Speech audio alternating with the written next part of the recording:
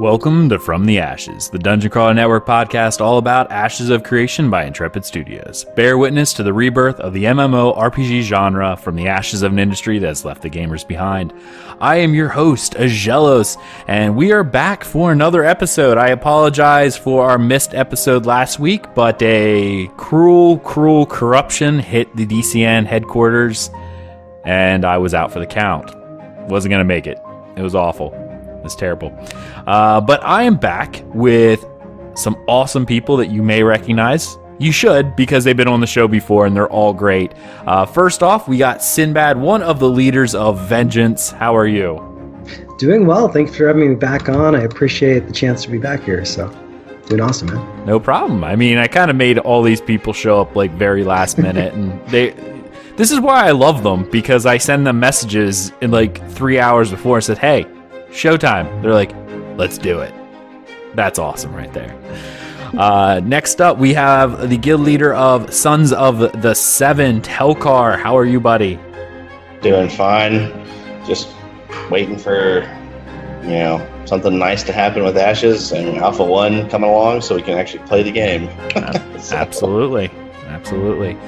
And finally, she was on our show last week, or 2 weeks ago. ChibiBree is back. How are you? I'm doing well, thank you. I am covered in cat fur now because the cat decided to walk on top of me. That's gross. Guys, we just had a recent live stream and we're going to talk about that. All right? It's going to be fun. It's going to be a lot of fun. All right. So Intrepid had their, I guess, what is this now? We want to say bi-weekly, but have they done one recently? I feel like it's been a while. It's been it was 3 weeks since the last one, I believe. Was it? So. Okay, so it's not that far off. It just kind of felt more. Mm-hmm. I don't know why.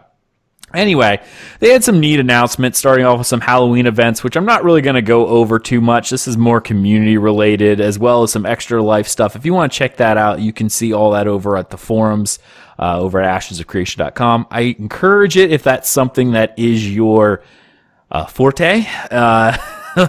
It is not mine, and I will not be going anywhere near it. But, to each their own. So they're also going to be participating in Extra Life. Now, that's more my forte. That's on November 4th. So if you're interested in checking out some of their streams, they have a list of stuff they're going to do over there as well. So, hey, Extra Life's an awesome charity. I really encourage people to go out and either do something for Extra Life or donate, because got to help the kidlings, right? Little kidlings. They're awesome. I love them.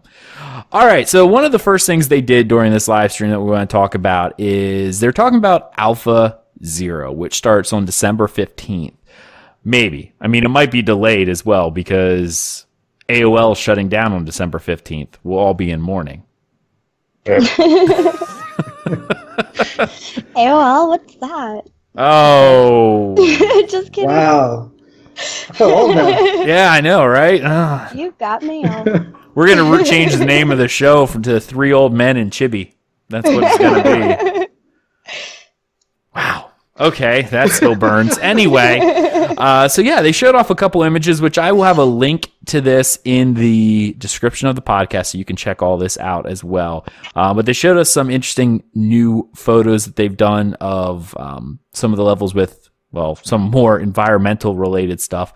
But one of the things that I really wanted to point out here is they mentioned the size of the zone is going to be 4 kilometer by 4 kilometer area. And I know that doesn't mean a lot to some people. Now, again, remember, this is Alpha 0. This is going to be testing of probably just making sure you can log into the darn thing.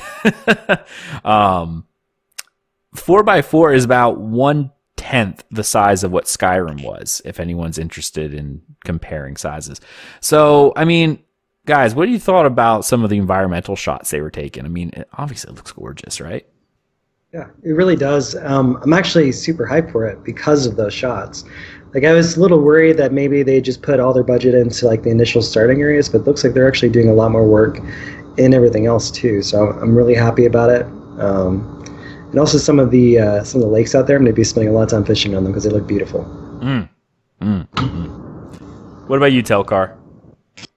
I mean, I kind of, after talking to Tristan for hours at PAX, really kind of understood what he was coming from in terms of his ability to make these kind of levels. So it's not a surprise that he's able to kind of deliver this stuff so quickly. Plus, they've done a really good job of kind of creating assets that, or borrowing assets, whatever you're going to call it, that are easily placeable, but also have a lot of modularity.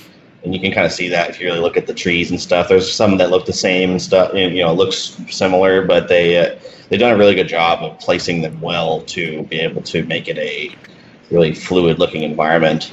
Kind of, I think Steven even said this is like a fall-looking environment where some of the trees are starting to transition. It's kind of a good indication of what like this kind of deciduous forest would look like in the kind of end of summer environment. And I'm really excited to see what they can do at this small amount of area to pack in a lot of the visual nature kind of environments that we're looking for in a game like this. So right.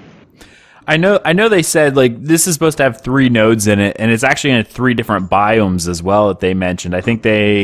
I know one of them they mentioned was like a floodplain looking area. They have the volcano, and I guess they're going to have like this, deciduous forest as well. So we'll have that nice little transition between the 3 different zones. So you can see what it looks like. Albeit a question that I had, and I mean, anyone who wants to like throw in here can throw their hat in. Another game that I cover, another indie project, they're really big on hiding the main story, because they're a PvE only game. It's based on D&D style gameplay, so it's all about storytelling. They didn't want to give anything away during alpha testing.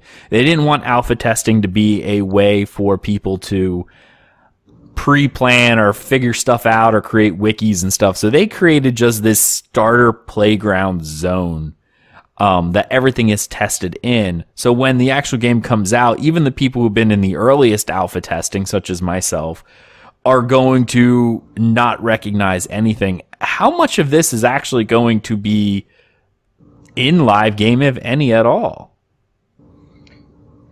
So I think for maybe the initial play zone, that probably won't be, at least Alpha 0 probably won't be in there. Maybe some parts of it, but I think for like Alpha 1, Alpha 2, that those areas will be in the actual game when it launches. Maybe slightly changed, but when you look at like that world as a whole, I'm expecting that we're probably going to get the access to the entire world. It would take too much to change things so drastically from basically being something that's not in there at all. There'll have to be some aspects of it in there. It would be too much work for a small indie group like that. Right.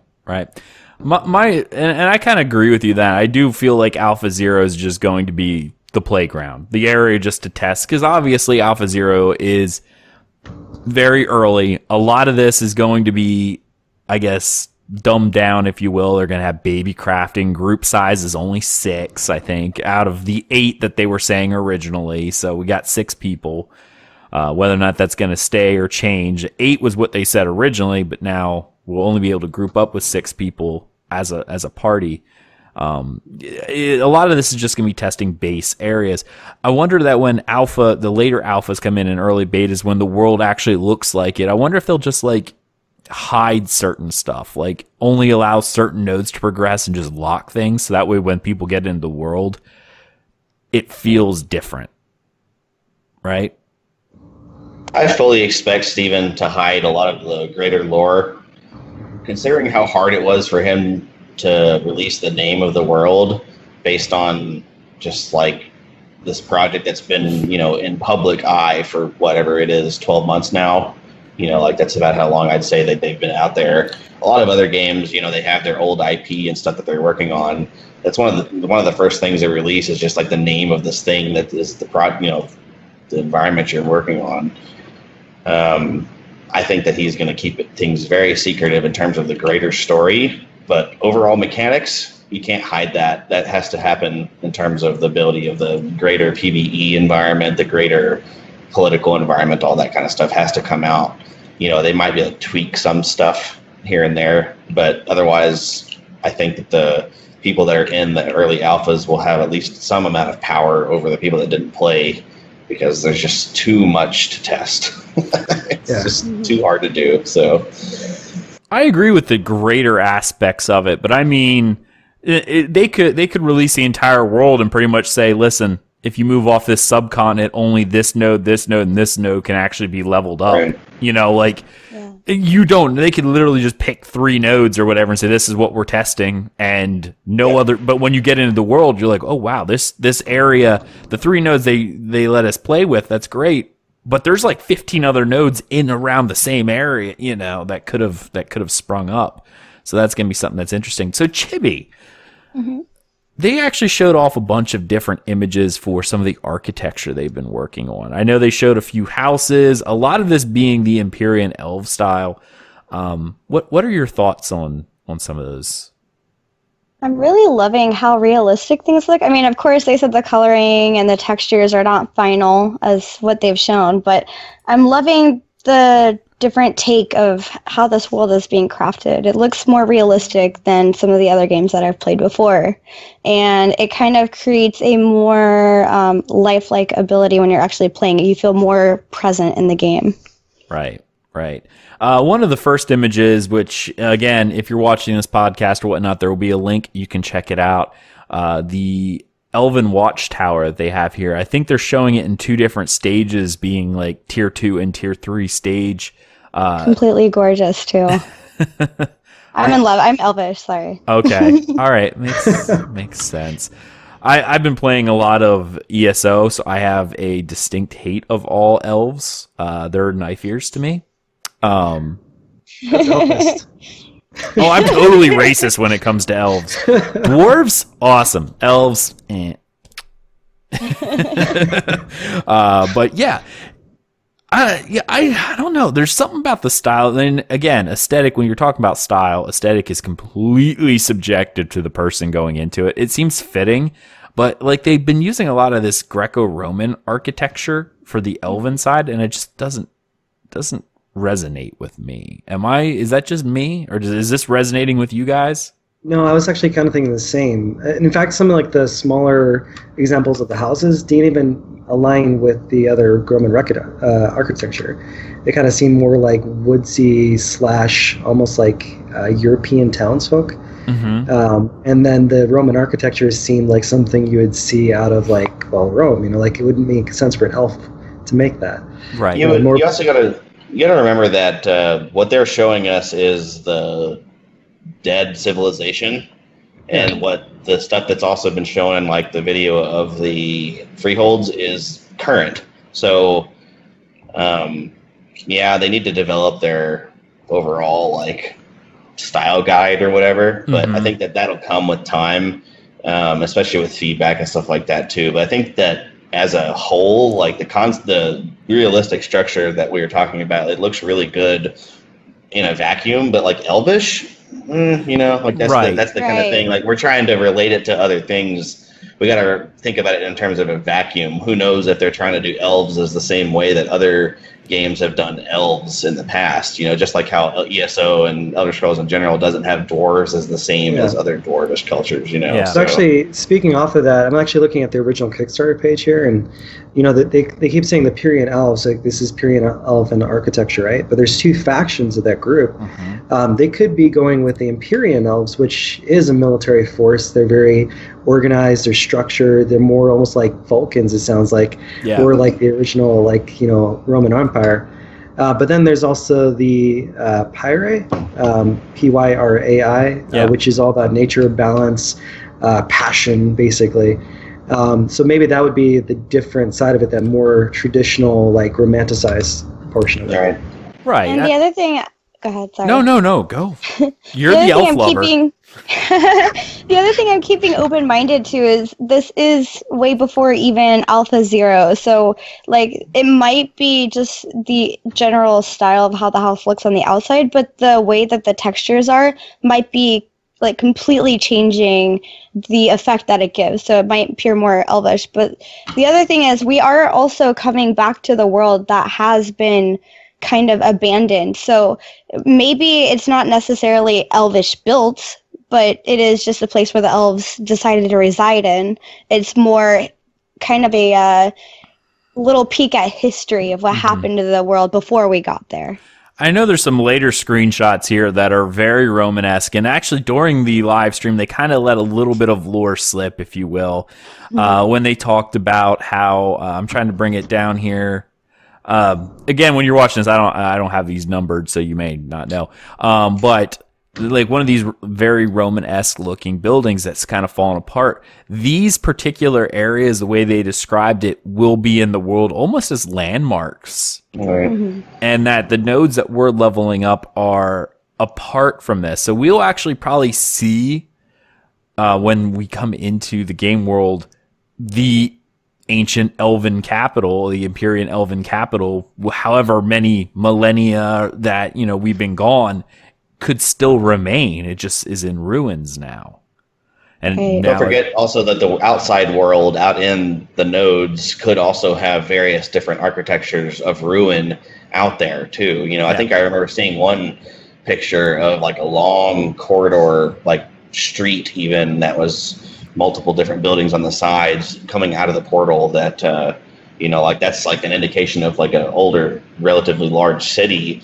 Perhaps there are other places like that out in the world of the various different races. And there's actually a screenshot that they tweeted out today, which is the 18th of October. So if you actually want to go see, check the official media AOC Twitter. And they actually tweeted one out today showing that exact idea of what you're saying, that building that surrounds the ancient portal. That was actually tweeted out today. So, like you said, these portals were probably something that existed in the world before the Exodus, before everyone left Vera. Yeah. And even in that picture, you can see like the statues in the background. These golden statues are very elegant looking, but they do have almost that Roman kind of like marble statue-esque look to them, which is very interesting. That kind of shows like the culture that would have been around for that empire before it fell. You know, like it makes you want to kind of like delve into that history of that specific empire more. The same with other species, you know, like the human races. You know, there's one that seems like it's very similar with the Kalar. See, this, and maybe it's just me. Again, this is games can challenge the established norm. Elder Scrolls did this specifically with their dwarves. Technically speaking, they were just elves. They were just. You know, like, that was something that took me a while to grasp at first. I mean, dwarves were gone in that game. The Dwemer were gone. But as you find out, there were men, mer, and beast folk, and that's it. There were no Tolkien-esque style dwarves in Elder Scrolls.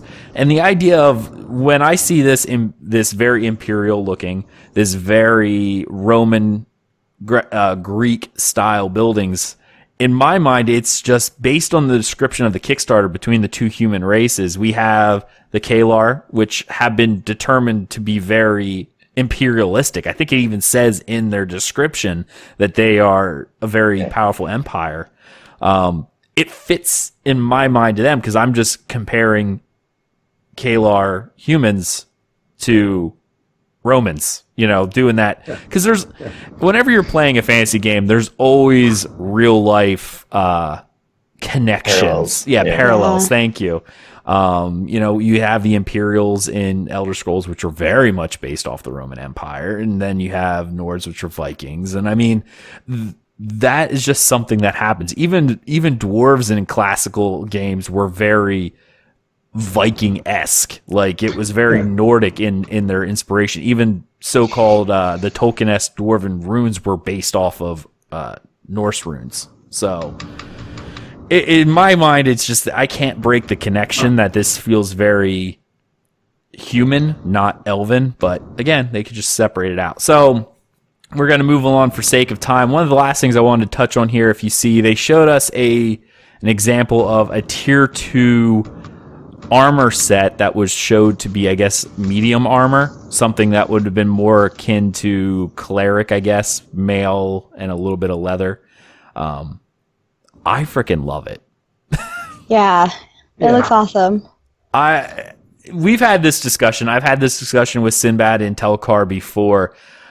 I tend to love the realistic looking things, not the not the over fantasy craziness. And again, aesthetically pleasing. That's, it's all in my head. But I love the armor they've done here. We're not seeing any of the anime super big armor or the World of Warcraft shoulders that are bigger than the character themselves. It's very realistic, and it's something that I very, very much enjoyed. What did you guys think of this? Well, as a cleric, I absolutely loved it. And also somebody who likes to cosplay, I loved it because it's something that I can build. It's something that I could put together. It's not this glowing sword, these glowing shoulder pads that you have to figure out how to get LEDs in there to make it glow a certain way. It's just to recap on what I said earlier. I love the very realistic take that they're going with. Mm-hmm. Mm-hmm. Yeah, I mean, my favorite games, Elder Scrolls and The Witcher, are all very realistic in their inspiration.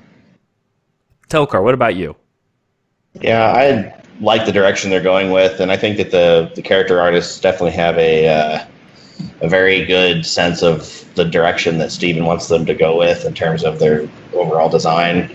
I'm curious to see about some of the more non-humanoid type or non-normal human style art for like the orcs, the dwarves, that for example, because obviously that racial difference could mean a lot in terms of the way that the armor styles go, as well as we can maybe bring up a hot topic in terms of how things like some of the Kickstarter backer goal rewards of like the demon and angel skin that apparently will change the way the characters look entirely. It's not just like a quick change, it's a racial change. Does that mean that person that has that skin, are they going to be like more anime style and kind of looking along like they're something crazy, or is it going to still be in that semblance of reality versus fantasy? So that's my kind of thoughts on it.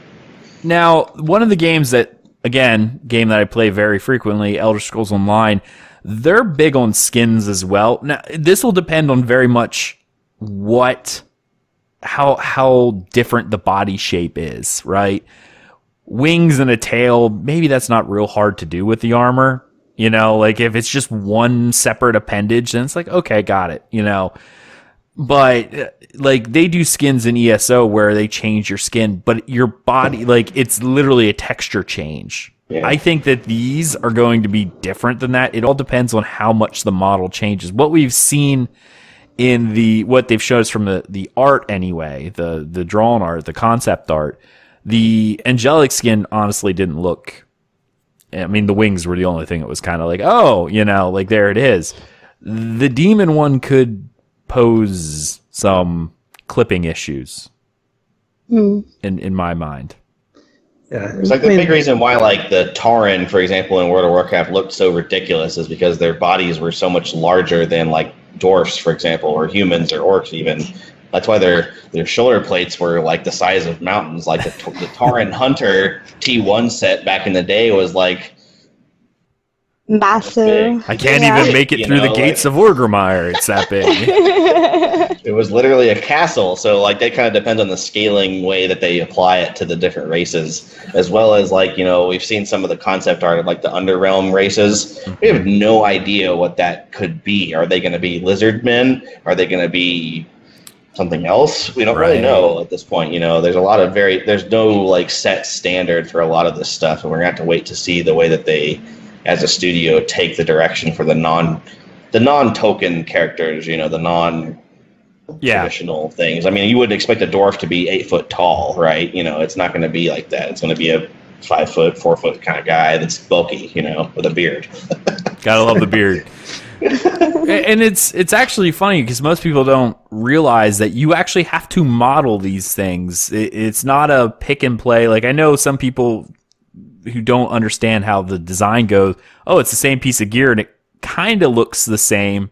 When you throw it on different characters, that still has to be modeled for each character being thrown in. Yeah. And this is something that's really going to make me curious how much variation, and I'm going to say it's actually probably going to impact it negatively, how much variation you're going to see in Tolnar races. Because if you have such a wide range of body types, not so much heads, whatever, because you can either hide it from a helm or you take the helm off. But in terms of from the neck down, I think we're going to start seeing a lot more conformity just due to the fact that the amount of modeling work that would have to be done if your Tolnar is now hunchbacked or, it's more elongated. Like, those are things that are going to impact every single piece of armor in the game because you have to design it for every single body type that would fit with minor stretching. There is a way that they could do that. Back in Star Wars Galaxies, on the Wookiees, you couldn't actually wear most armor, right? Like, you could only wear certain types of armor. They could do something similar where you basically, it would only let you wear certain armor sets, like certain things that would only fit a certain way on your character, like certain parts of your body you couldn't change, for example. And that would make more sense since it's kind of like a grotesque, almost kind of like subspecies that's kind of come together, like, it would make sense that they wouldn't necessarily have the same kind of like smithing abilities as like some of these more older species have had. At least my opinion. But that would also kind of solve that issue where, they're going to have all these kind of customizable, attributes on your character. Like you said, you can't really account for all that. So, maybe you just set it to where certain body parts that can't change. Absolutely. Makes sense. I mean, other games have racially locked armor before, and it would be really fascinating if dwarven armor couldn't be worn by other races because they're only 5 foot, or Tolnar armor can't be worn by other races because who has weird appendages growing out of their back? I don't know. That would be fascinating. It really would be fascinating to see. But I wonder if they would separate it out in the code for, like, when you're crafting a chainmail, like Hulbrick, is it, elven, dwarven, and by dwarven it's automatically shorter and becomes a belly shirt if you wear it on a human. I don't know. Yeah, they have to input some kind of like size guide for the materials, which that starts to get more of a more RP thing in terms of the way that those kind of games trend. I don't foresee them doing that in terms of like just the way the attitude about everyone being, especially the way that they've talked about like how every race or every class should be able to wield all the different weapons. It's just going to depend on how you as a character want to min-max. Yeah. I don't know if that's going to be something that they would put in armor-wise, because that really limits the end game for those people. Like, it doesn't seem to be a kind of game that's really made around like fitting into a certain mold. Right. But we'll see. We'll see. Like, that's still way up in the air. It's a really good question. So. Right. And I know I was coming at, from this, not from the role play perspective, but just from the money perspective. The amount of modeling you need to do or pay people to do, I think is going to be a limiting factor. Of course, we're interested to hear what you have to say. If you want to send an email to the show, head on over to dungeoncrawlernetwork.com. There's a contact us page, link right at the top of the page. Send us an email. We'd love to hear. All right, guys, let's go ahead and let's move right on into probably the more interesting part. I don't know. I actually kind of thought that was interesting, but that's me.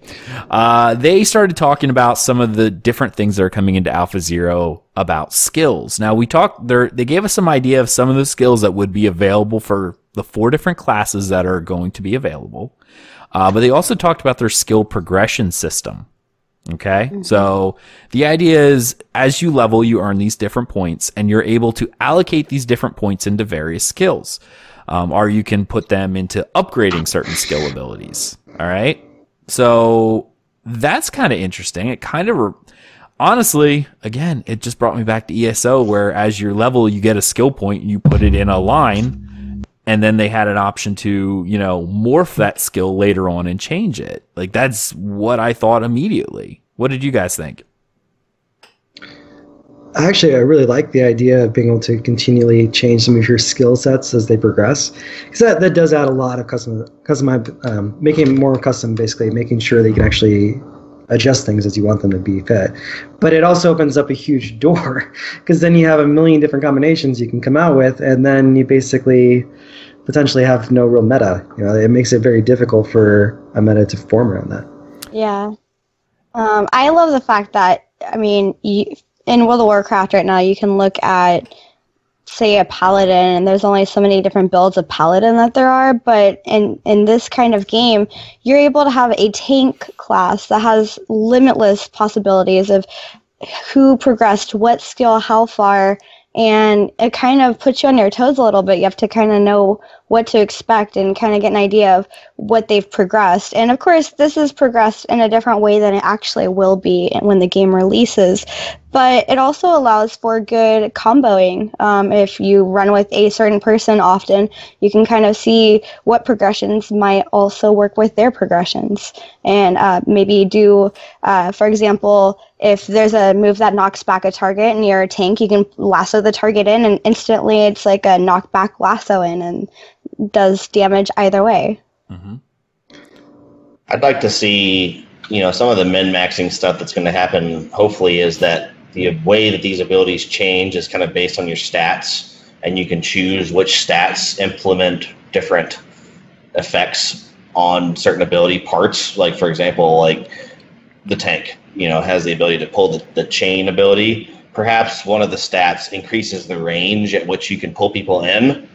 Perhaps a different stat affects the range or the duration at which it stuns people.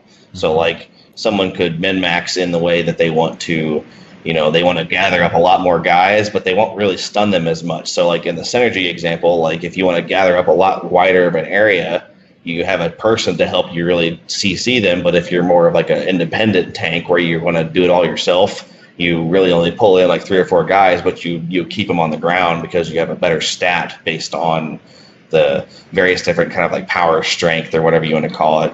Right. You can choose which way you want to change the abilities based on your stats as well as what you put into the points for those abilities. So it kind of adds a lot of layers, which in the long run do develop metas. But those really change around how like balancing patches come. Like if the chain length tank is the best because this is what all the groups are running, the developers might say, hey, like let's tweak that number a little bit by 1%, and that all of a sudden flips the switch, and now the stun version of that is better. Or that's how it ends up happening, especially like if it becomes a PvP competitive game where like lots of really competitive arenas and stuff happen where people are really worried about the overall balance issues. A lot of people have a lot of really angry feedback about that kind of stuff. It definitely creates a lot more controversy when you have a lot more options versus a singular meta, Right. Mm-hmm. But one of the things, I'm sorry, go ahead, Tucker. No, all I was going to say is that argument, while it's understandable, I don't think belongs in an MMO, because if they only gave us 3 skills, you're removing one of the most interesting parts of what an MMO is, and that is the build variety. If everyone has the exact same skills and everything is that balanced to that point, it might as well just go play a MOBA or something. Anyway, Sinbad, go ahead.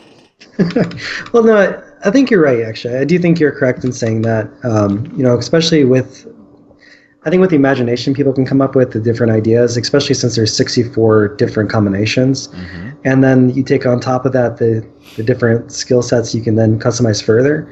Like you could create an insane class that no one's thought of and just wreck face like out on the battlefield, and no one would know what to do to basically stop you. Like, could you imagine a mage tank that basically is able to just stun you and then just basically annihilate you with like AoE attacks? It's like there could be some crazy combinations out there that people won't be able to foresee, and I think that would be very hard to balance overall. But like you said, Aggelos, I think that balancing may not be the point in this. It might be better to let people just be creative. And I don't think balancing should happen on a 1-for-1. I think balancing happens if it's because all these battles that are supposed to happen are meant to be group-based battles. Yeah. I mean, I don't think there should be a 1-for-1 balance. They've got to be careful because there are so many variable change. Like, I don't know how much D&D y'all have played, but I've come across some situations where there's a certain point where power of items becomes so much that an ability based on the rote mechanics of it is too strong. So for example, let's say somebody comes across a legendary weapon in Ashes, and they're like a rogue mage, and there is some variation on that item that allows for them to instantly kill somebody with a backstab. That number might be too strong. That comes with play testing and practice over time. Right. Like, the devs can't expect every foreseeable situation, especially if they're releasing new content and stuff. Yeah, they might put it through a lot of the rigmarole of that kind of stuff, but somebody might come up with some weird situation that is outside the scope of what the developers see, and then that needs to get balanced. So Right. I would like to see it be able to be abused for a time, but it needs to be fixed by the devs if that is too much of an issue, and that's going to cause a lot of people to have problems. Like, I farmed this item, and well, it was too strong. The reason why you farmed it was because you heard you could one-shot everybody. Right. You knew going into this it was strong. Right. And Yeah. the other thing I love about this is, I mean, whoever gets to test Alpha Zero, I know there's going to be some chances to get some Alpha Zero keys coming up in the future, but they've kind of changed the way that it's oriented so that you can kind of have those really high level skills at a lower level, because they're only going to let you level up to 10, I believe. So it kind of gives you a look into it. So anybody who kind of plays the early alphas would have to kind of be a little open-minded that it will change. It's not going to be as OP as the starting is going to be. And going back to the point made earlier with the complete customization between classes and archetypes, and there's just, I mean, 64 is a large number, and it's kind of pulling away from your typical game of you are the ranger, this is what you do. And instead, you're able to be like, well, you could be a ranger mixed with this, and see what happens. You can kind of create your own class in a way, and that's very D&D and Pathfinder-esque, and that's something that I love coming from playing Pathfinder for a long time. Yeah. So, And I'm glad you actually brought that up, Chibi, because I've actually been holding on to this comment ever since, because all of you guys have been touching on this. And Telchar, when you talk about meta, the thing that when we look at these skills, the thing that we didn't really talk about is how will meta be affected based on subclass?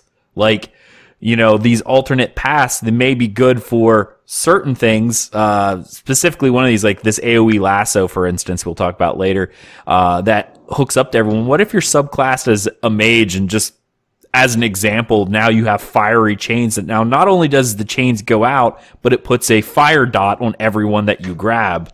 That changes the meta of based on what you are. Like, what would be a good option to pick based on, in a very limited scope.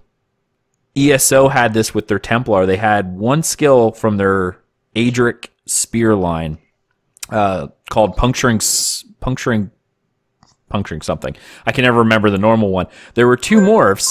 The change of this was actually based on whether or not you were Magicka or Stamina, but it was important because depending on one, if you were Magicka, that Magicka morph would actually heal you for the damage you did, whereas the Stamina morph would actually give you a super powerful crit buff that was almost necessary.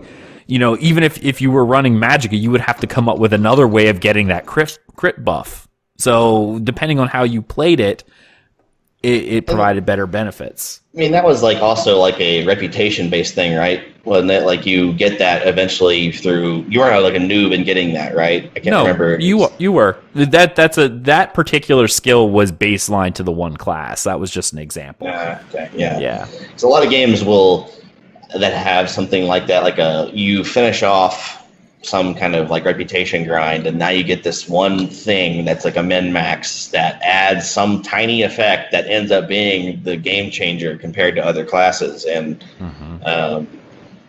we can look at WoW in terms of the reputation grinds for a lot of the different kind of crafting recipes and all that kind of stuff that happens, but some other games have even actual mechanical effects that you get from being part of a faction.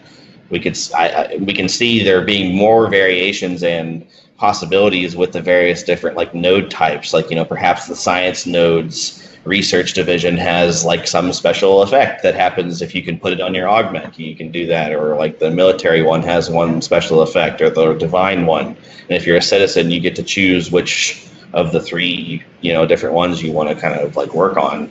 And that adds a lot of like of the end game min-max kind of goals that groups can set on to try to make their characters stronger, and that really is a driving factor in how people want to approach the game, especially a game like this. So, and I think you're gonna have guilds that will basically be completely dedicated to researching all these different possibilities. Like I already know my own guild. They have people that are going to be doing just that, because there's so many options to customize. But think about this. With that AoE lasso, what if a group of 8 mixes that with the mage ability and teleports in and just grabs your group and just keeps lassoing them again and again and again until you're just dead? You can't do anything because you're stunned because of lasso and you're getting damage.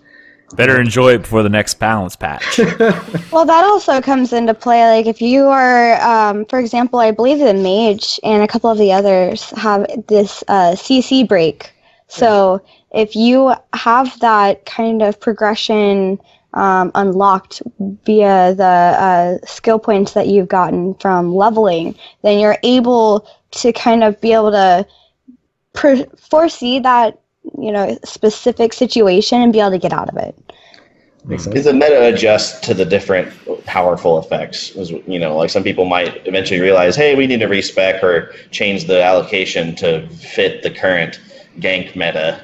Like some people may not want to put those points into the CC break ultimate or whatever. Yeah. But they have to, because there's so many people out there running the 4-man infinite stun combo. Yeah. Well, you also have like the mage who could just teleport somebody to like a safe spot. Yeah. It all depends on what your group has and what you can use to help each other out in that kind of a situation. Yep. Definitely, and that's where you're going to actually start seeing a ton of the more effective groups are the people who play together and build their characters not based on themselves, but the group that they play with, right? And complementing each other's strengths and weaknesses. All right, guys, let's go ahead and move right on into the different archetypes that they actually talked about, or archetypes. Some people tend to flip out if you don't say the word correctly. But anyway. Whatever. Architects? Yeah, we'll call them architects. So the tank architect, that's what we're going to call it from now on. They described this, and they talked about some of the new skills and the way that they're going to allow for this new skill progression system in Alpha Zero that they're going to start showing up. So this is going to be different from what we've seen at PAX, where you had one ability and that was it. Like they preloaded your bar and that was what you had. Now you're going to have the ability to make your skills a little bit more unique. I'm not sure the best way to handle this. Like I was going to go over it, but that can be kind of tedious, just like actually watching the live stream itself. Was there anything from the tank line itself? Yeah, we talked about this ahead of time. Like it's fascinating if it's the class that you really like and you care about the numbers, but if you don't, it makes for boring listening just to hear them go over it. Was there anything specifically about the tank that you guys found to be super interesting in this iteration? I guess that's the best way to start it. I mean, I'm going to let someone volunteer. I'm not going to pick someone on this one. I've been parsing that stuff out to try to like study it to see if there's anything unique, and it's all within expectation for the class description, like what you'd expect this to kind of happen. What reaches the final patch and like what goes to launch is way different in terms of like what it could be. You can listen to it and write down the variations and stuff and think about the number of like permutations and things and how you can switch that up. But we don't really know what is powerful because none of us have played all that. So it's kind of like it just means nothing at this point. Well, from other games, let me give an example. One of the things I thought of from the tank right here. They talked about the taunt first off. Taunt is a very interesting skill because it means different things when taken into the account of PvP versus PvE.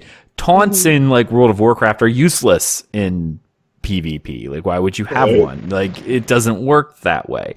Some other games have used taunts in a very unique fashion, like using a taunt skill on a player. You can't force a player to attack you, right? Like, but you can offer ways that with a taunt, it discourages them from not attacking you. You know what I mean? Yeah.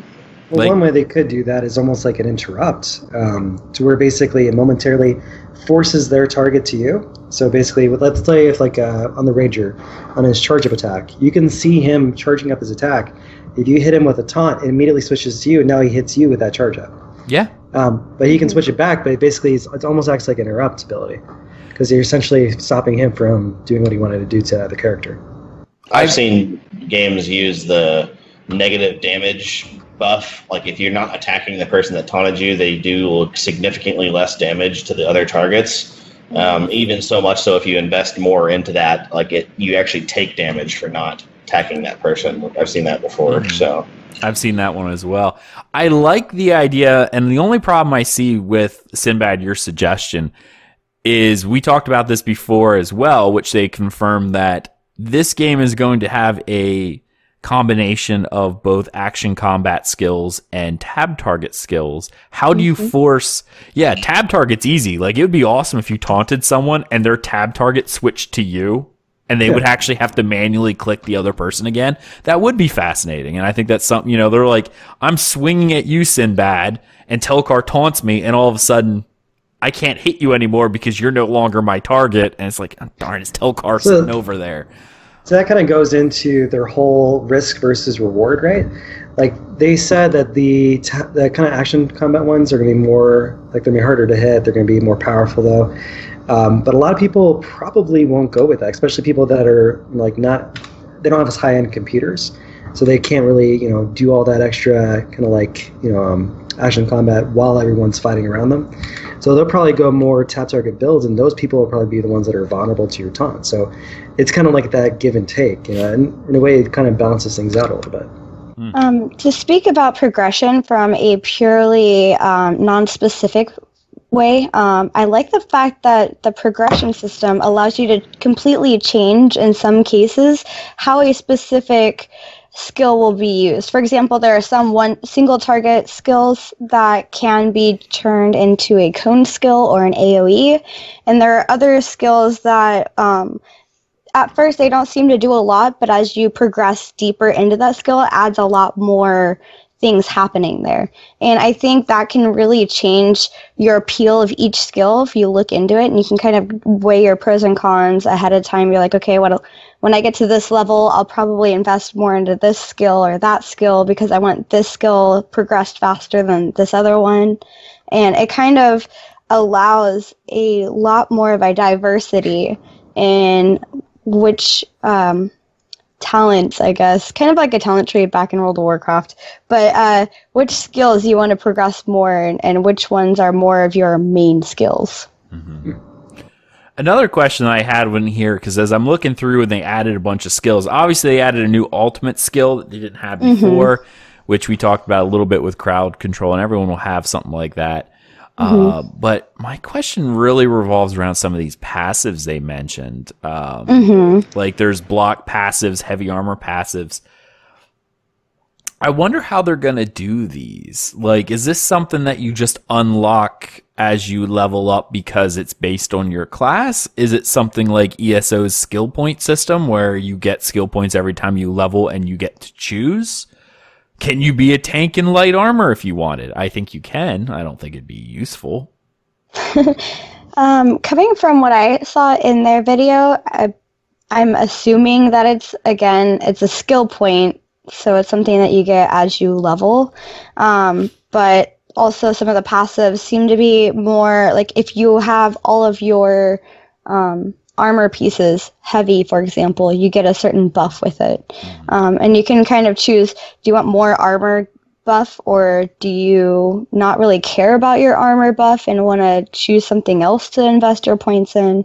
And I think it's going to add a lot more of a interesting play there. Yeah, I'd agree with that. And from the time of packs, like, and actually using that skill is probably going to be reliant on using something else first, you know, basically like building up, you know, like your rage or your focus or whatever, and then being able to use that skill after you've gotten so much of that. Because they had that, Telchar, they had that on other skills, right? Like for for each of the classes' ultimates.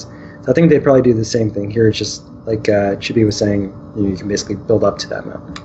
I think basically invest points in it. another good question is, if you're doing archetypes, I'm a cleric. Cleric wears medium. If I chose to be, or I'm going to steal Aggelos' idea. If I wanted to be a cleric tank, for example, tank wears heavy. I wear medium. So what is my armor now? You know, what would that... That's been done in other games. Like even in WoW, you look at like the Druid, they wear leather armor, but then their bear form adds a buff that allows them to tank. The same thing was in like Rift, for example. Clerics could tank. They just weren't the best tank in terms of like single target. They were really good at AoE, gathering up a bunch of monsters at once because of the way the heal threat worked. That's the way that they'll probably take this game in terms of making off classes have a special ability to tank certain types of environment bosses and stuff like that. So like if you want to think about in terms of archetype, tank mage, really good against like magic damage tanking. They have the ability through their effective augmentations to tank certain like magical effects that other normal like tank or tank fighter, etc., can't do because they don't have that specialty. Here's a question for you, and this is something that's interesting. We know that the secondary class is supposed to only provide augments to skills. What if these augments also included the passives? That's what I was looking at. Because like you have the heavy armor passive, right? Like that they just talk for tank. So say you're a cleric tank, you all of a sudden get the heavy armor passive. You can now wear heavy armor. You could wear it before, but now you can take benefit from what the heavy armor bonuses were that the tank class had. Because that's I see it being like a Venn diagram. Basically you have mage tank or mage rogue, blah blah blah. They have their own independent talent trees effect on the side. When you merge them together, you're allowed to diverge between the different passives and stuff like that. They're not as effective as the primary being whatever the passive is, but you're still allowed to switch into that to affect the way that the augments pull from those secondary stats. Right. So like, you know, a tank rogue might be like a semi-evasion tank or something like that, for example. Right. Like they get to use leather armor, which has like some extra benefit to dodge. Right. Something like that, you know. And that works the same with your mage tank as well, because then they can wear robes. And if there was a passive for like cloth armor for spell resistance, increased spell resistance, you could in theory be a tank in robes and you were the ultimate magic tank because you have all this magica resistance. So in Star Wars The Old Republic, they actually have a system similar to this one where you can basically have two classes and they augment each other. Kind of like you were saying, Telchar, essentially you have two trees and you can kind of go up the trees. And depending on which one you invest more in, that's like basically the one that you're more of, right? So I think that it kind of also balances things out a little bit because you can't just go all the way up on both sides and get the ultimate skills on both sides. You know, it has to be kind of a balance. This goes back to my point of earlier saying about how the stats will really truly determine what your character does. Mm-hmm. That will really you know, the ability has some modifier based on like, let's say a specific primary stat, agility, strength, etc. So like if you are trying to be an evasion tank, you will need more of a specific stat. Let's say it's agility or evasion, whatever it is, that comes from leather armor in primary or other similar type items like that. So like it will define its own meta if it is based on stats. If it's not, I don't really know how they're going to take this in terms of like allocation points, because, you know, we haven't even seen anything from them in terms of the way they're going to have gear-based benefit to the characters. That's not even been talked about by them, really. They haven't even bring that up in terms of the way what you wear will change the way the character behaves, right? You know, that's still a whole nother topic that they haven't even talked on yet. So another consideration could also be if I'm a mage and my second type is, say, rogue, and rogues wear leather typically, will I get a negative armor effect because my primary is a mage who wears cloth? Like, is there going to be kind of that from Pathfinder and D&D, that negative armor effect? You know, it's actually fascinating because not a lot of games actually like doing the negative side. Like I know Crowfall and Shadowbane long time ago used to have these these traits you could take that you got so many trait points you could put stuff in, but you had to do pluses and minuses. Like, you can't be this super god character. It's like, I am super strong, but I'm nearsighted, meaning that I have like a 10% mischance, you know, like I like the idea of negatives. I'm just curious if they would actually do that. I mean, he is a big fan of D&D and Pathfinder, so it's possible. I feel like the negative would be more in like the negative in comparison to other characters. That's the kind of way that this happens in the long run. Like, oh yeah, I'm a leather main tank. Well, do you have the leather main tank passive? No. Oh, well, you're going to get one shot. Like, it's going to be a choice. You're going to have to allocate certain things to make the off stuff work. And even for like the tanks, they're probably going to have to allocate something that makes their damage resistance less. With, they're going to be the best at it once they allocate that to physical damage or whatever it is, but they have to still put those points into the broad scope talent tree, which they haven't even talked about yet, I mean, early on, back long ago, when WoW actually had longer talent trees, there were those tank skills that if you didn't have it, that whatever it was like, they kind of hid it in there, but if you didn't take it, you didn't get that 6% less crit reduction, which meant bosses could essentially one-hit you. So every tank had to have that, because if you didn't, there was a chance that the boss could then crit you, and you would die. You could tank without it, but that's rolling the dice going, man, let's hope he doesn't crit, All right, Chibi. Yes. It's Cleric Skills time. Yay! Anybody who's watched before, they would know that I am totally pro healing, because that's what I pretty much always do. I really love that this is taking on a more, for World of Warcraft reference, I guess, discipline priest kind of idea, because not only are you healing, but you're also attacking, and some of your healing attacks and some of your attacks heal, and it's very front line, not sitting in the back going 1 2 3 1 2 3, watching a movie over here, drinking something, just healing the tank. I mean, now with like the heroics and the mythics, like, you can't really be doing that, but for a while there in a lot of the dungeons, if it's easier, if you've already got the gear, it was kind of sit back, just heal, playing whack-a-mole. Attack if you can. Yeah, pretty much. It's like attack if you want to and if you have the time, but mainly just heal.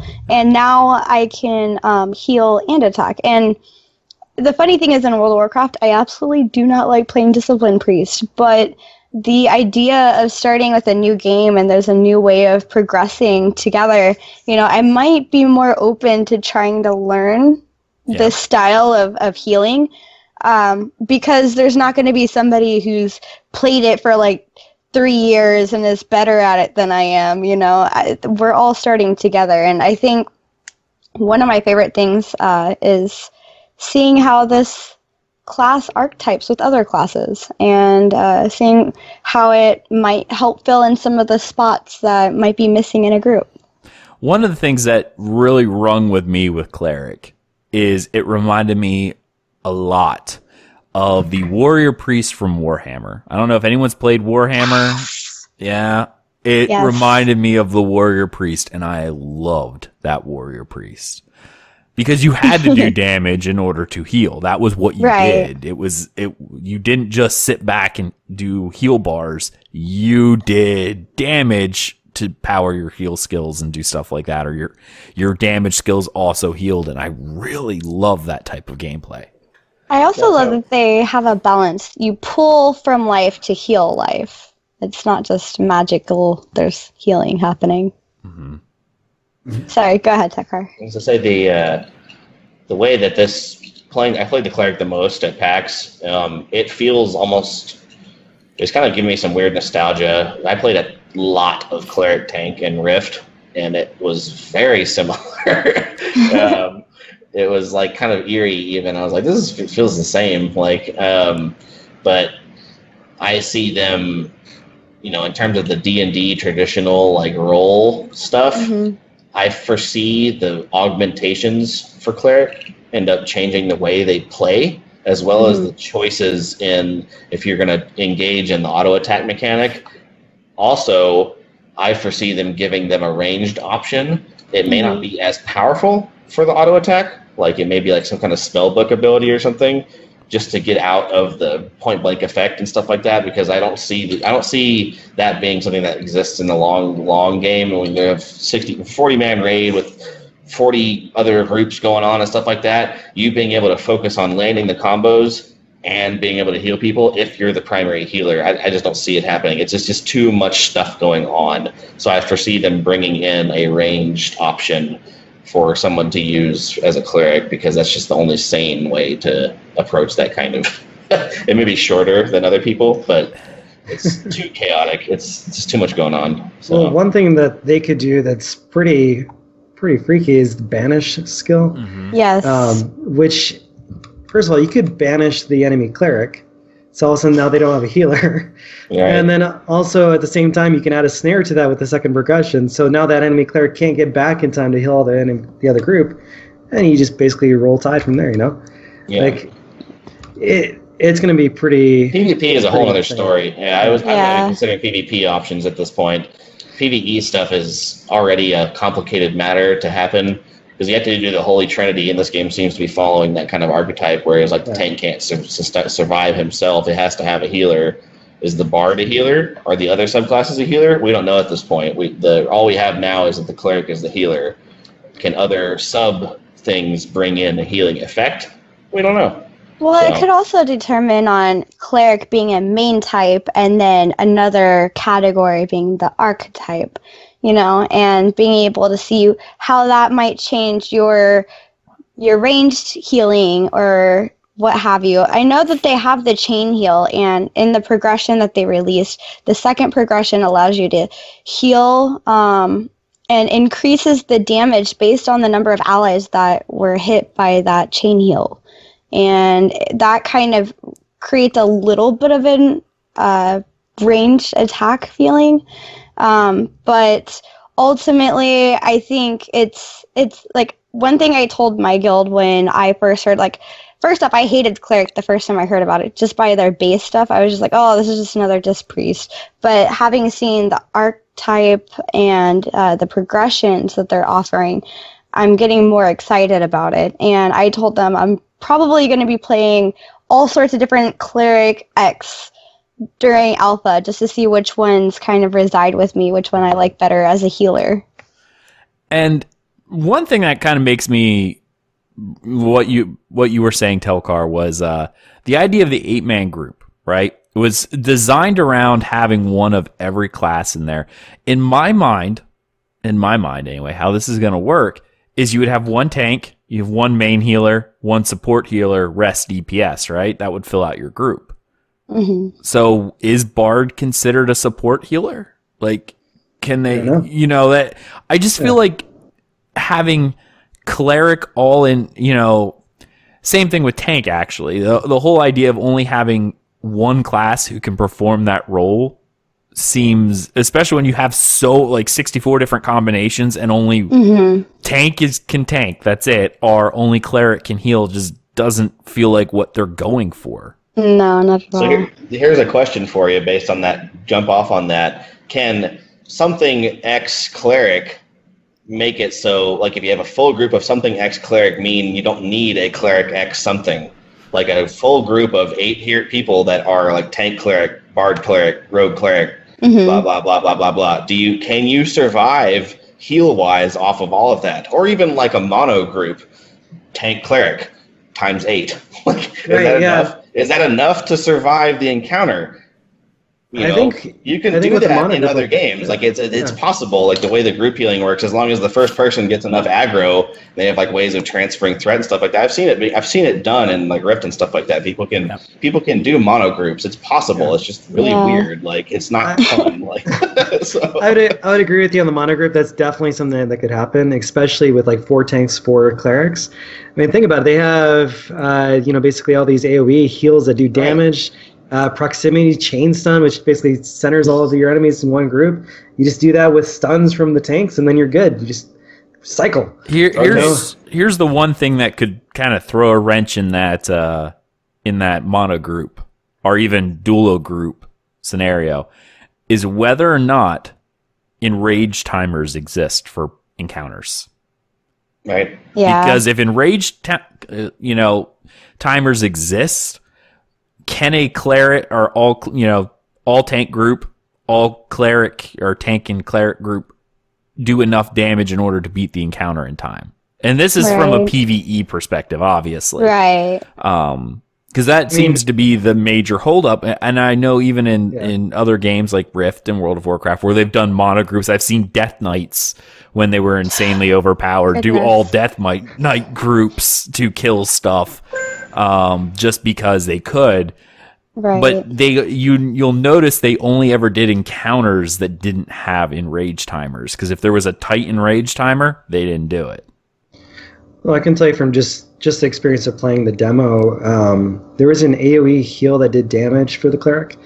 If you put down 8 of those and the mob's just sitting on it, that mob's done. It's right. Right. And the other thing to think about is like we only have these 4 different class types. We don't know what the bard is capable of or their progressions, right. And until that information is released, we don't really know.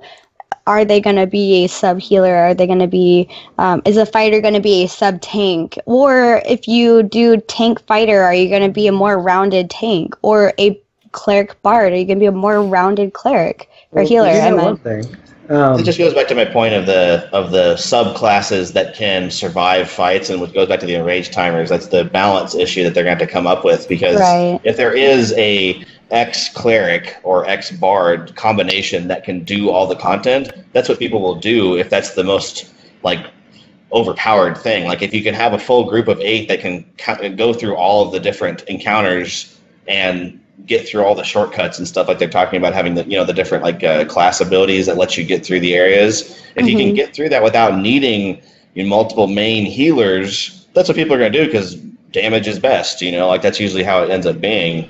I remember trying. You go back in the old days of really geared characters. I remember doing a 5-man, hard dungeon with just rogues. Just the damage was nuts. You break stuns, dead, Right. So that's what I'm talking about. If you can nuke it down, you don't need healing. You just hit the evasion and you're done, You see that actually in other games too, even when you have to have 1 tank or something like that. If it was supposed to be 1 tank, 2 healer, whatever, some people sacrifice the extra healer if the gear's there, because they can just nuke it down before they hit a point where that extra healer was needed or that extra tank was needed. So I wonder if they could do a system similar to what's in WoW, where you can only have so many of each thing in there. That might be the best choice to balance this all out. Do you do that by archetype or by main class? That's the hard question. Right. I think by main class. Because this game, Final Fantasy does that by role. It's actually when you create a party. It's for a full party, it's it actually would come in there and it says, for a dungeon party, it's 4 people. It was 1 blue square that got filled, 1 green, and 2 red. 1 blue was the tank, the 1 green was the healer, and the 2 red were, DPS. You could only apply for that role if you fit that color, and if you didn't, you couldn't. That brings in the point of are they predetermining roles based on the combination of your primary and secondary? What if you've chosen a stat combination for the cleric bard or whatever that allows you to do some weird amount of AoE damage or something? What if that's the way you've chosen to stat boost your character, but you can't apply for a DPS position? Having that predisposition for certain things, that's a hard choice for them to do. And I don't think that they're going to have a dungeon finder in this game. That's not going to exist. I think the dungeons are. They were saying they might be open. So if you're fighting, somebody else could just come in and, attack too. I'm hoping they do that with the exception of boss rooms. I think that needs to be limited to a specific group or set of groups. It could be a free-for-all attack, Up until then. All right. Mage was brought up next. Did anyone see anything interesting from the mage? Go ahead, sorry. No. I was going to say the kind of cliche of the going into another realm thing has been done on multiple times now, where a mage has been able to go to some alternate dimension or whatever. I want to see that mages can see each other in alternate dimensions, like mage versus mage battles. It's like, well, I'm gonna be here, you're gonna be there. Okay, let's fight in the alternate reality. Nope, I'm popping out. Like it's gonna be kind of some weird balance like that, because everyone has their own personal safe space. That's cool, but that's the same thing that's been done for years. Like, I want to see a little more action. Wouldn't it be neat if when you teleported into that room, it was a randomized maze that you had to get out of, and if you didn't, it collapsed and you died? Oh, God, I think that'd be horrible. amazing. That reminds me of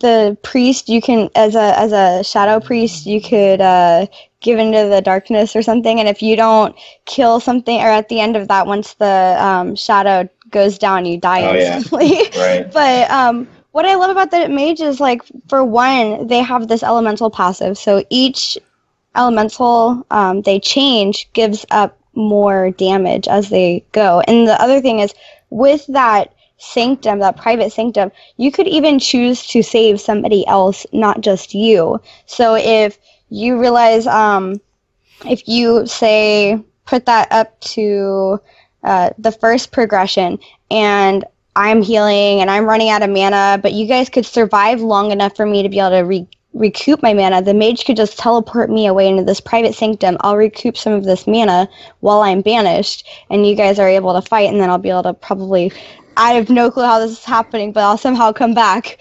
So, but I mean, that makes some interesting things, because obviously it seems more focused towards like PvP than PvE. Yeah. Like a little bit. I mean, at the same time, like when you're using the skill, you're down a man. That person's gone.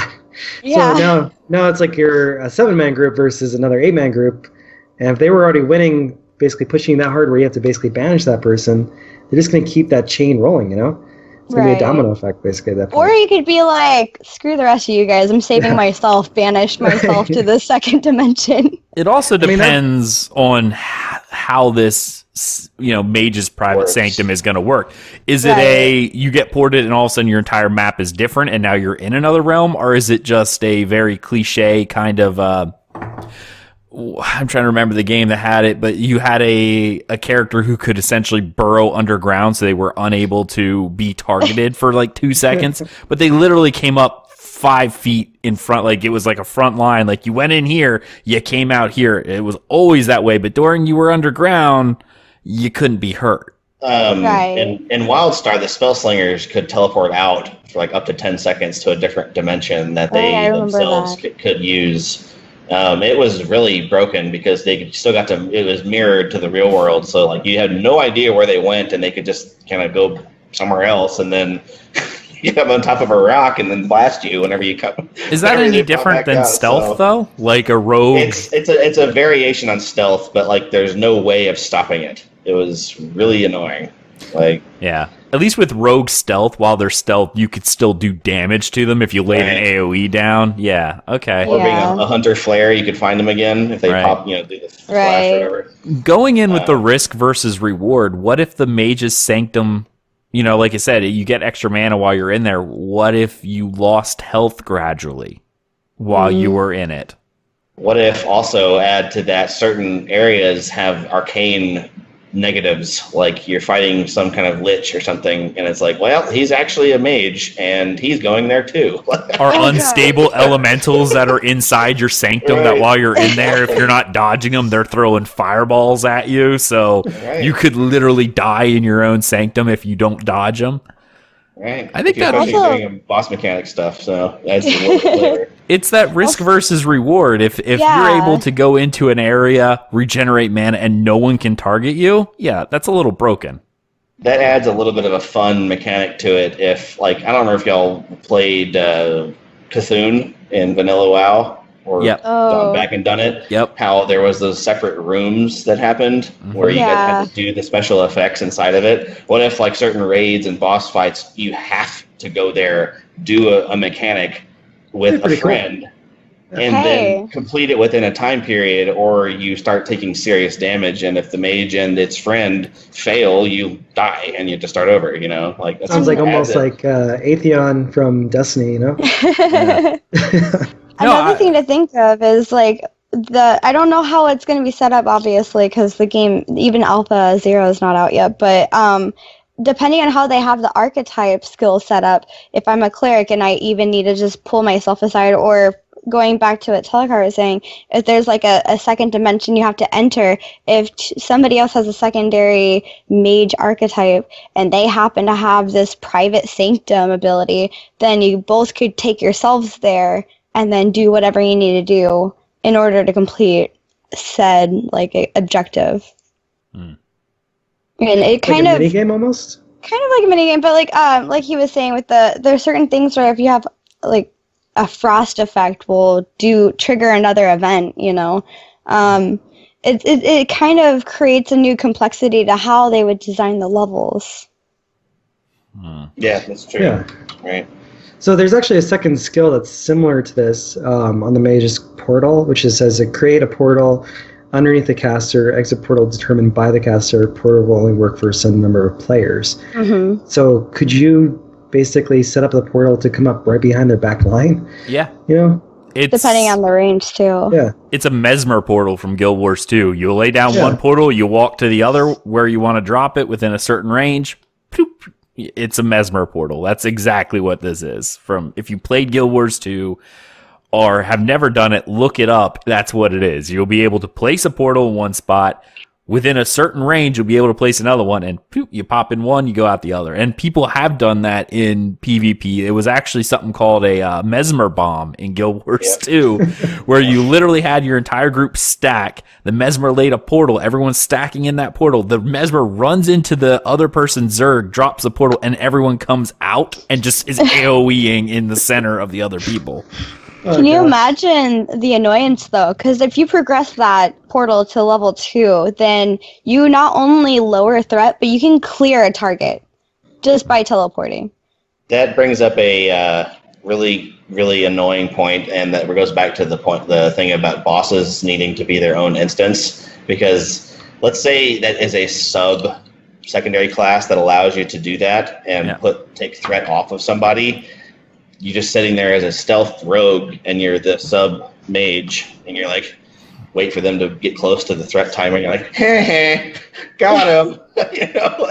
And then the boss goes and wipes out everybody else because you banish them to the other realm or whatever. Like, oh boy. they gotta be really careful about those kind of like mechanically trolling abilities. You gotta be really careful about that, because that's what people will trend to do no matter what. So there's really careful. There's also a way you could do that with the black hole too. You know, like it pulls all enemies to a spot picked by the caster. So you could do that right over the edge of a cliff and just pull everyone over. Everyone's just dead. Oh gosh.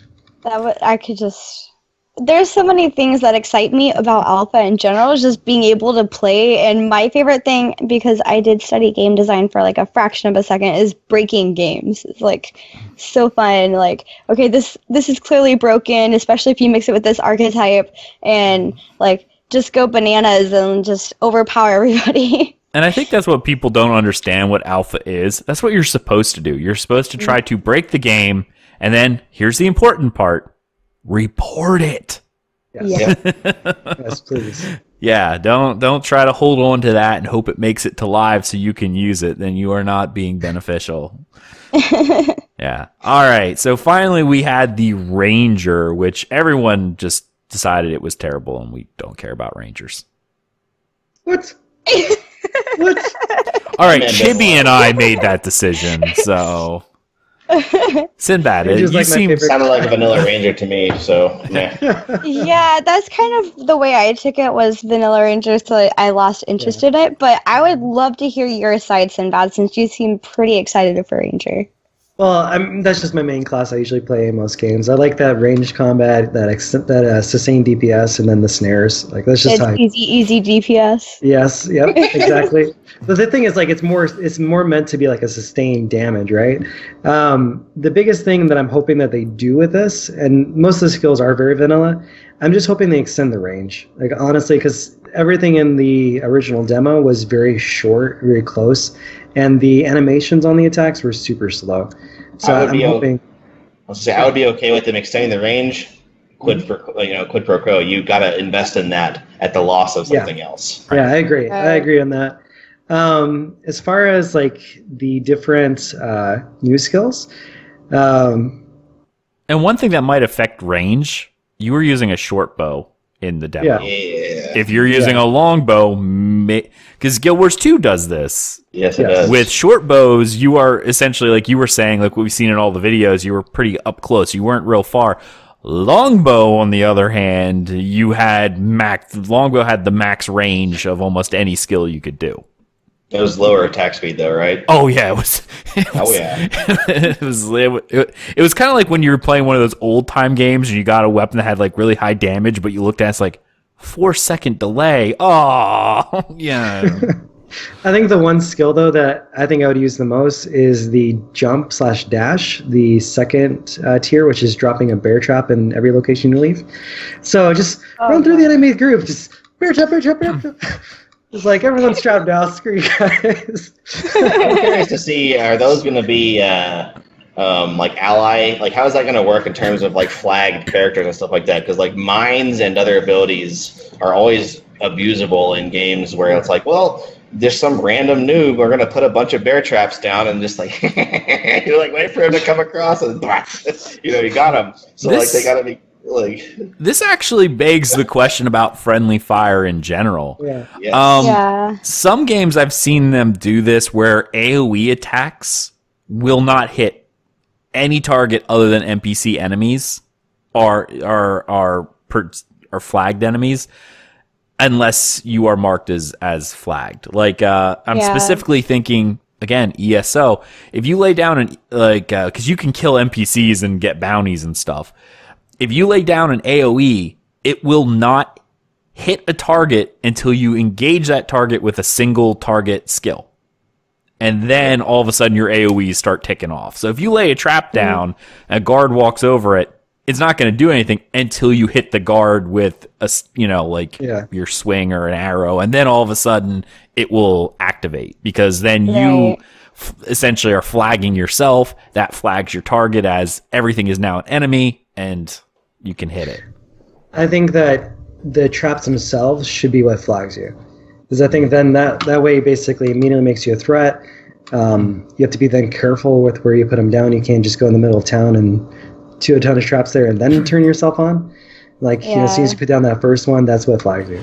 The other exciting thing is, could you lay down a trap and could I pretend to be the unsuspecting victim and lead somebody through your trap? Like, is that something that could happen? And therefore create like a good attack point where you now have the ability to attack them while I'm running and then I can turn and attack them. Yeah, that would be a good, awesome strategy, actually. I think one thing I'd like to see with the Ranger is, as far as skills that they should add in the future, would be some type of skill that destroys armor, or at least destroys it for a period of time, Like something like that, because like a Ren skill or something. The mark does, doesn't it? The mark makes them take more damage. Yeah, but it doesn't really.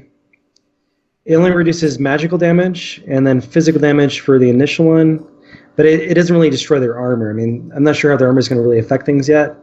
I'm thinking it's going to basically have like different boost stats like to it. But what I'm saying is like basically like making it so those extra stats go away essentially for a short period. I would expect that like abilities usually work after mitigations are done. Like that's usually how like a lot of stuff is done. Like character's armor amount reduces, like so hit character's armor amount and then negative effects. So like if they take extra 40% or whatever the ability, I don't remember what Steven said about that one. But I don't like the idea of like destroying armor so much. Not as a ranger. Yeah, like Maybe for a fighter. maybe he has like a melee attack. I mean, like something that does maybe? like no damage. Essentially, it doesn't hurt them. It just basically breaks their armor after so many Right. hits. No, and I get that skill. That skill would be great on something like an assassin or a fighter. You know, but this is only from like a role play perspective. In my eyes, a ranger is just that. They're a woodsman. They're a hunter. Traps are what they do. They're, that just seems to be, would you bring a ranger into a battle? Probably not. I mean, because they're not really a trained soldier. They're a hunter. But I mean, in this game, obviously, they're, you can do whatever you want. Yeah. But in terms of just because you're a hunter doesn't make you a good soldier, and right. Well, I think there's a distinction though between what a hunter and a ranger is. A ranger is usually like an advanced scout. It's usually someone who's very talented and skilled on their own, right? They have woodcraft. That's but that doesn't, even as a scout, their main objective is not engaging the enemy. It's observing the enemy, getting away, and telling the people who. Like, I would say like a ranger would have high like stealth crit bonus, but destroying armor, that doesn't really fit the theme, to me, so. Right, and then another thing is, we see a lot with Ashes as they presented us the initial Ranger, which is really a Ranger Rogue archetype. Yeah. There's also the possibility of, I'm just guessing compared to what I know of World of Warcraft, but rogues typically have, the poisons and whatnot, so while you may not be damaging their armor, you are probably, say, as a hunter rogue archetype mix, you might be able to poison them with your arrows and be able to kind of create a dot on them that will affect them just as much as maybe lowering their armor would, but it's finding things that make sense within your class. Yeah. I was thinking also more of like a trap or something like that with it. Right. Kind of like almost like something from Dark Souls where if you go through certain liquid and basically destroys your armor, that kind of thing. Giant log trap that just flies down and smashes your breastplate.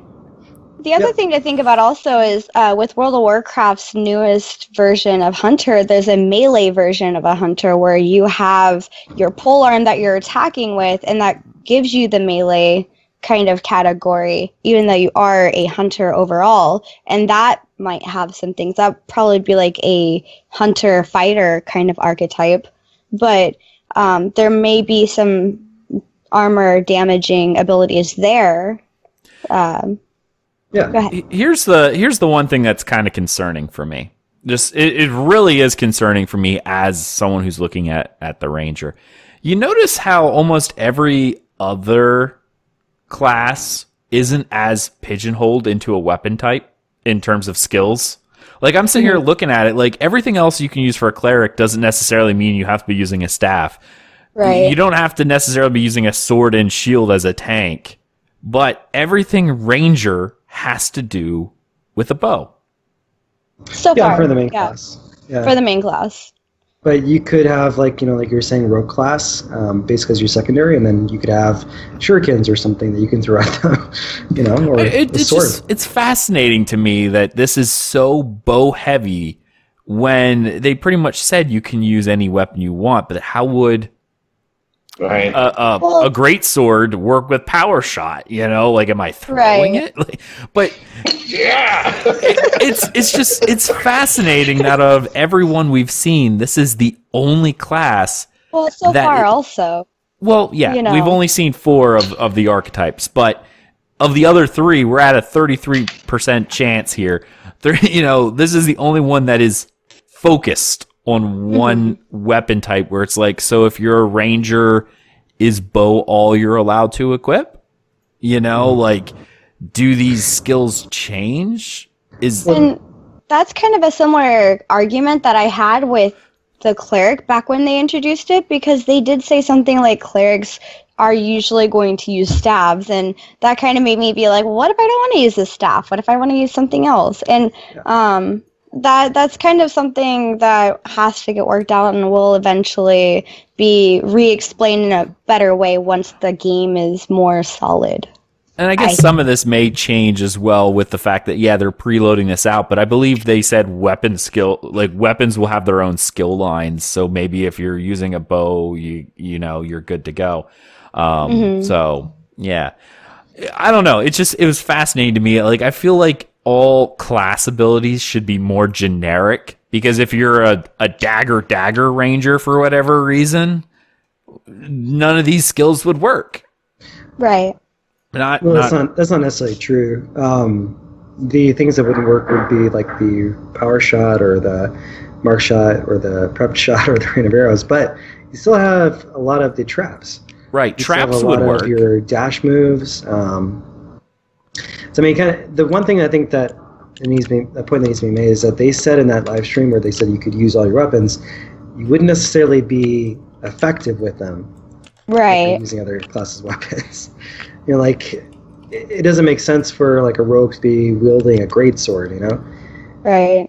Or like me to wield any sort of like sword, because as a cleric I'm not, meant for that.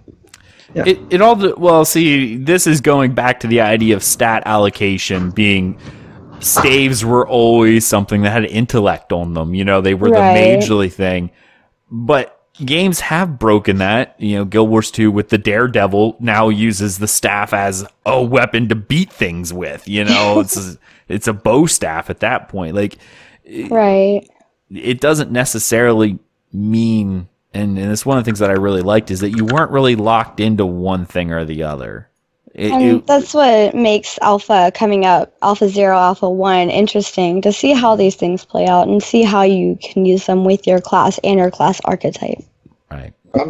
I'm worried that they're going to be, because they have these traditional character roles already created. I'm worried that what's going to end up happening is they're going to try to keep adding these recombinations of the multiple roles. And then they're going to get to the point where they're like, well, how do we implement the weapons at this point? So it's like, how do we break the mold of a sword and board rogue working? Like, how does that work? Like, I feel like it's going to get to the point where it's like, well, we have 1 million different class combinations, effectively. Like, if you want to use a great sword, you better be a fighter. If you want to use a sword, Like, I'm they worried could do.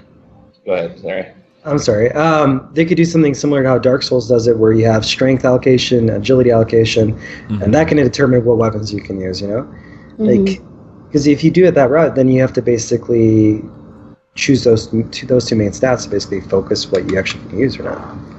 Right. I'm sure that will play a part. Like, having a staff and being all strength dex, it's probably not going to work the same way, but I mean, I really like the way the Elder Scrolls does it with theirs, is that weapons just use different stats, whether it was stamina or magicka, You could use any. Your class skills were independent of the weapon used. They often had their own animations and something completely different, and wasn't really reliant upon the weapon you had. And weapons had their own skill line, which they've already said is going to happen. In this game, the weapons are going to have their own skill line, and people will be able to pick weapon skills on top of class skills. It's just, like I said, I really feel like they need to look at the Ranger, and I don't mind what they're doing with it. I think they need to look at it and change how some of these things are going to work. Rangers, I think, should be very much trap-based, and maybe some of these shots should be the new bow skill line. I think that needs to be reworked, and Ranger, I think, really should be reworked to the point where their skills aren't so focused on one weapon and are more universal. Because who knows, maybe you want to make a Ranger cleric and become a druid. Well, then you'd want a staff, wouldn't you? I don't know. Like, that kind of stuff would be different. All right, guys. Final thing before we end up, just a few other points that I had written down here. For Alpha 0, they've said that the party size is limited to 6 instead of 8. And by the time Alpha 0 comes out on December 15th, we will actually know what in the world a Ranger Cleric is, because they are going to release the skill or the class names for all the different combinations by Alpha 0. So we will know that what all these things are going to be called. All right, guys. Thank you so much for coming out and watching this episode of From the Ashes. Let's go down the line, give you guys time to do your shout-outs. Let's go ahead and start. Sinbad. Well, I am one of the guild leaders of Vengeance. We're a PvX hardcore guild consisting of mature members. All our members are over the age of 18. We started around Ashes of Creation. We're an Ashes of Creation exclusive guild, and we'll be here from Alpha 0 all the way up until the end of the game. So we're going to be looking forward to playing with you guys. Awesome. And Telchar. My name's Telchar. I'm the guild leader of Sons of the Seven. We're a PvX political and economic focused guild that's attempting to try to take a more analytical approach to the game's meta systems for crafting and political environments. If you're interested in that kind of more complicated gameplay, please feel free to reach out to us. We have a website as well as we're all on Discord. We're going to be, same as Sinbad and Vengeance, we're going to be here from the start of Alpha 0 all the way through hopefully as long as this game lasts. So, awesome. Yep. Awesome. Chibi. I'm a guild leader also of Syndicate. We just started this game, so we're a newer guild as well. We're going to be here from Alpha 0 on. We are more military node based, so we're hoping to be able to build up different sections, PvP, PvE, etc. I also stream on Twitch, and you can find me there and on Instagram at ChibiBree or on Twitter at Bree_Chibi. Cool. This is my cat. And obviously, you guys know me, Aggelos. You can find me on Twitter at Aggelos, AGGELOS_WOF. You can find everything we do, dungeoncrawlernetwork.com, twitch.tv, facebook.com/dungeoncrawlernetwork. It's pretty easy to find us. We're everywhere. Of course, you can listen to this show on iTunes, Stitcher Radio, oh my goodness, Google Play, pretty much anywhere where podcasts can be found. And of course, if you get a chance, leave us a review over on iTunes or Apple Podcasts, as it's now called, because that lets people know that we are a real podcast, that we say real words, and sometimes it means things. Not often, but sometimes. All right, guys, thank you so much, and we will see you in Ashes of Creation. See you later, everybody. See ya. Right. Yeah.